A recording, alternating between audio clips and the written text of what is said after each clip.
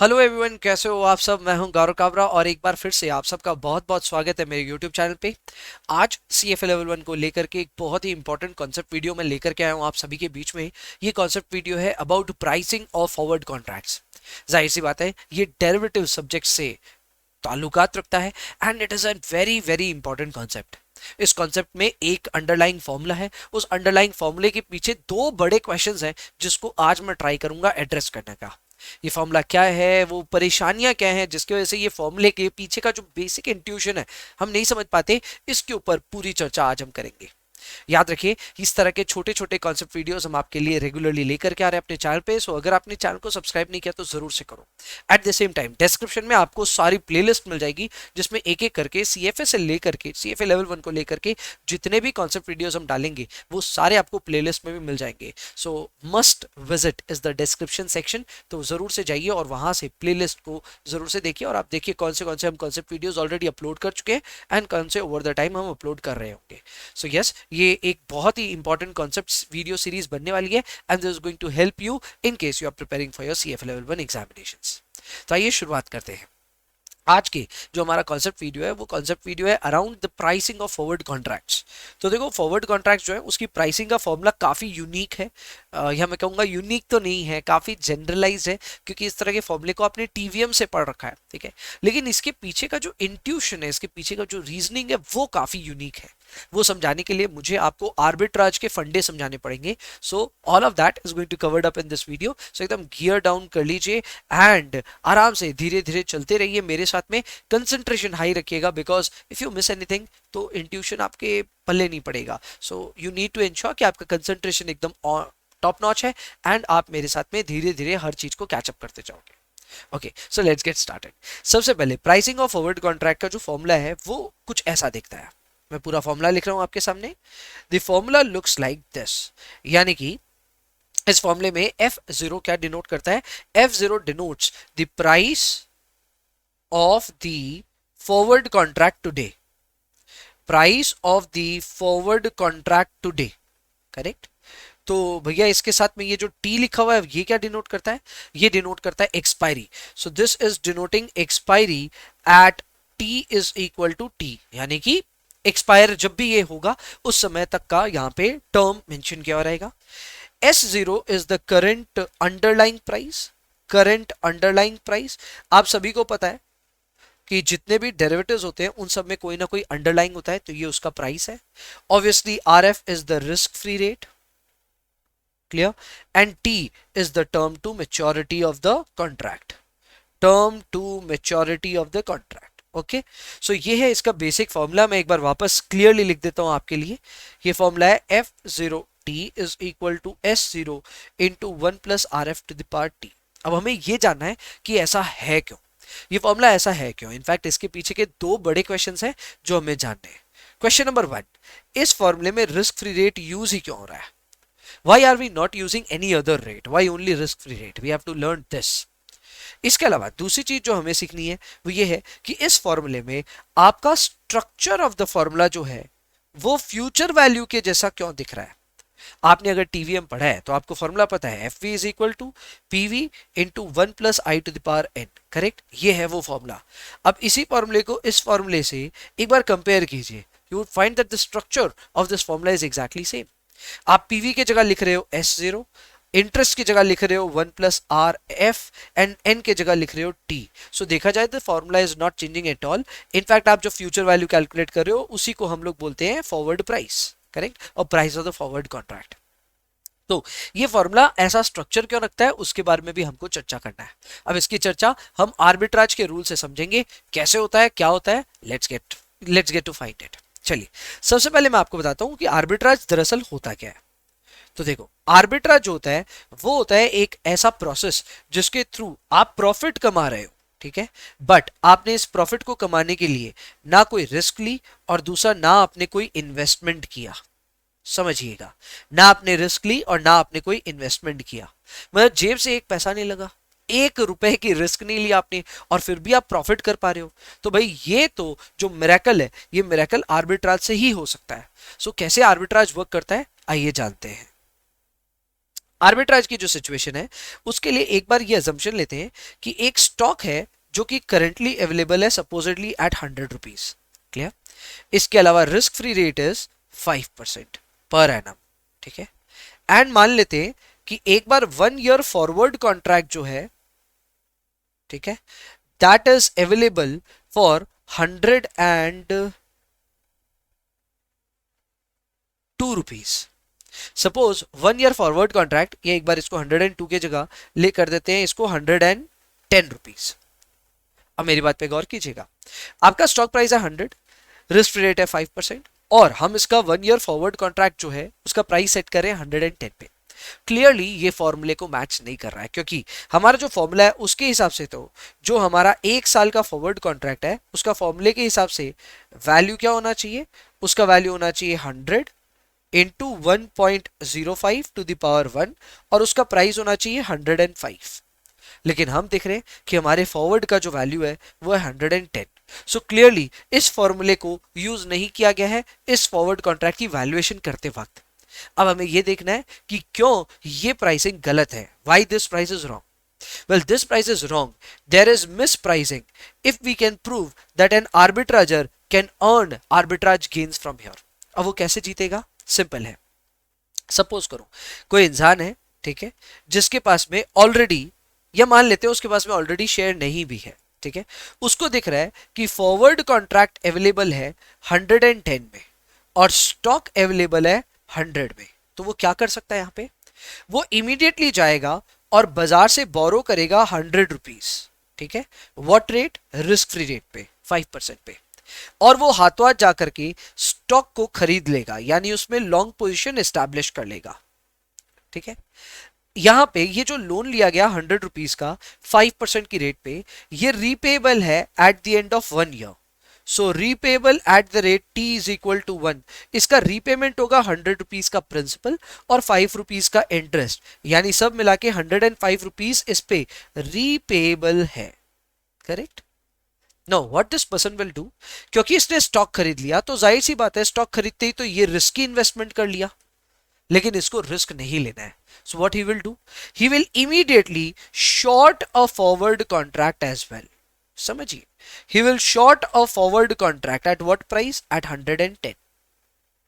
एक forward contract को short करने का मतलब क्या होता है? एक फॉरवर्ड कॉन्ट्रैक्ट को शॉर्ट करने का मतलब होता है that this particular person is agreeing to sell the underlying stock for 110 rupees। यानी सीधी बात है, इस इंसान ने ये शेयर खरीदा, कैसे खरीदा? पैसे तो थे नहीं, तो इसने 100 रुपए बोरो किए 5% की रेट पे, 105 रुपीज इस पे रीपेबल भी है 1 साल बाद, लेकिन इसने ये काम किया। उसके बाद में ये शेयर खरीद करके इसने इमीडिएटली एक फॉरवर्ड कॉन्ट्रैक्ट भी शॉर्ट कर दिया। जब ये फॉरवर्ड कॉन्ट्रैक्ट शॉर्ट कर रहा है, then he is agreeing to sell this for 110 rupees. Now here's the catch, अब इसकी जो रिस्क है इसने खत्म कर दी। क्यों? क्योंकि इसने एडवांस में ही अपने स्टॉक को 1 साल बाद क्या दाम पे बेचना है तय कर लिया है। तो इसने शेयर तो खरीद लिया, बट इसने साथ ही साथ एक ऐसी डील भी लॉक इन कर ली जहां पे ये शेयर को 110 रुपए में 1 साल बाद बेचेगा, इसको अभी पता है। Now this is risk free. ये ऑलरेडी रिस्क फ्री हो चुका है, क्योंकि अब ये कोई रिस्क नहीं ले रहा है। आप खुद सोचो, आपने कोई चीज खरीदी है 100 रुपीज में, एंड यू ऑलरेडी नो कि 1 साल बाद आप इसको 110 रुपीज में बेच पाओगे। ये तो एक बहुत अच्छी डील होगी, and you would already know कि हाँ मेरे को इतने रुपए मिलेंगे। This just like FD. FD में आपको पहले दिन पता रहता है कि मैच्योरिटी पे आपको क्या मिलेगा, यहाँ पे भी वही हो रहा है। सो व्हाट विल सी, यहां पे हम देखेंगे कि ये 100 रुपीज में खरीदा शेयर को, चलो मैं मानता हूं उस पे 5 पे इंटरेस्ट भी देगा, लेकिन 1 साल बाद 110 पे इस पे कमाएगा भी। He will sell his share and he will get 110 rupees in return.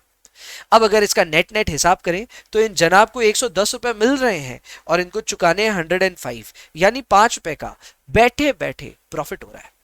5 रुपए का बैठे बैठे प्रॉफिट हो रहा है। आप बोलेंगे भैया प्रॉफिट जो हो रहा है उसमें ये रिस्क भी ले रहा है, तो मैं जवाब दे दूं नहीं, एकदम भी नहीं। There is no risk involved, because इसने ऑलरेडी एक अग्रीमेंट कर लिया था, क्या प्राइस पे अपने शेयर को बेचना है ये पता था इसको। So obviously there was no risk involved. इसके अलावा इसने खुद से कुछ इन्वेस्ट भी नहीं किया, क्योंकि इसने खुद से बोरो किया था ये सब।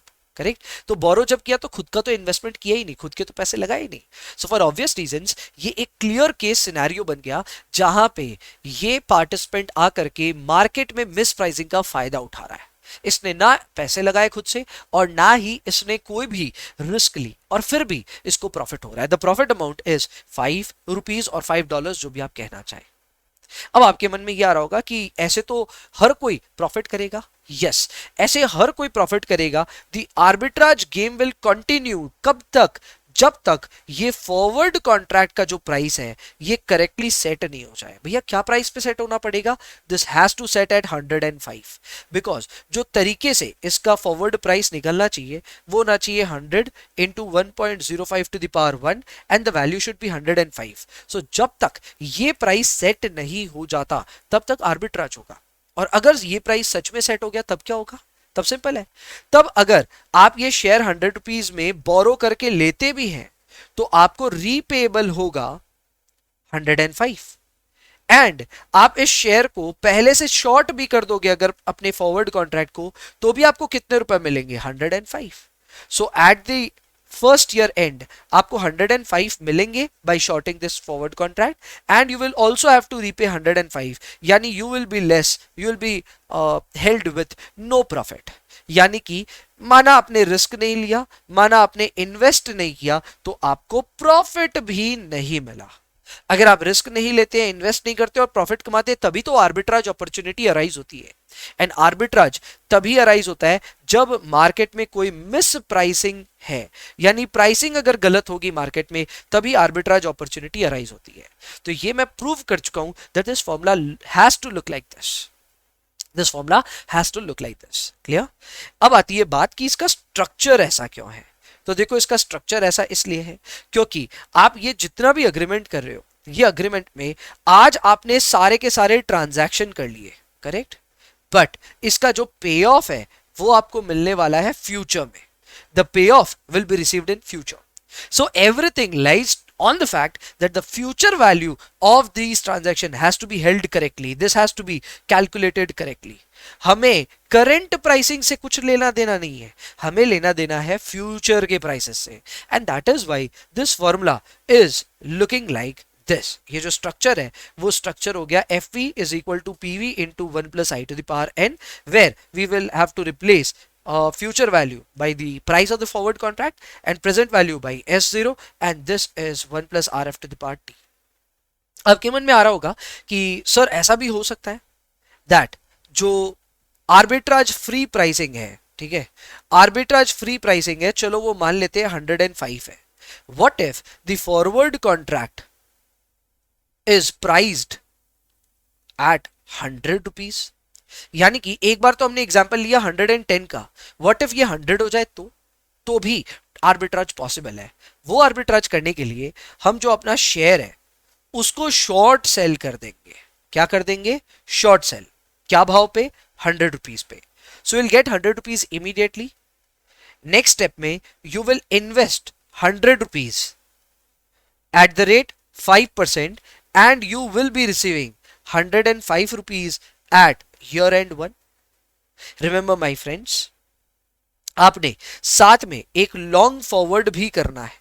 लॉन्ग फॉरवर्ड का मतलब ये होगा that you will agree to buy, correct, at what price? At 100।